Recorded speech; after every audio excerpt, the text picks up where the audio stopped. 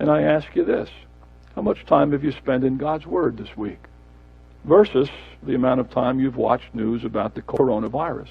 I'm not saying we shouldn't be informed. We better be informed. And I will tell you I watch a lot.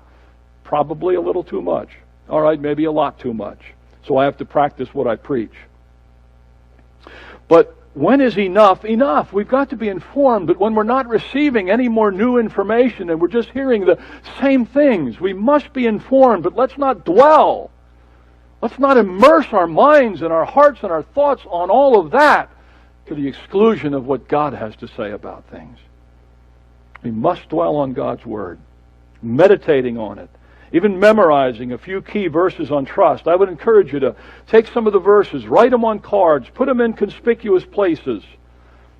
The psalmist said in Psalm 1, "Blessed is the one whose delight is in the law of the Lord, and who meditates on His law day and night." Or Colossians 3, verse 16, "Let the word of Christ dwell in you richly."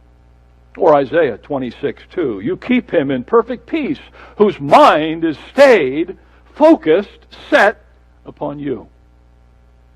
The verse we read earlier from Psalm 4 and verse 8, "Be anxious for nothing, and everything by prayer and supplication with thanksgiving, present your requests before God."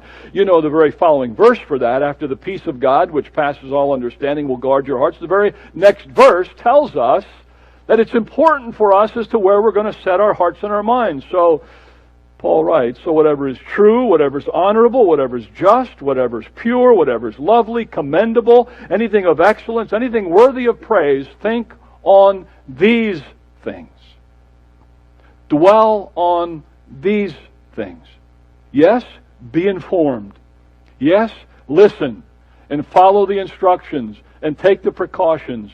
But let's make sure that we are dwelling upon God's Word.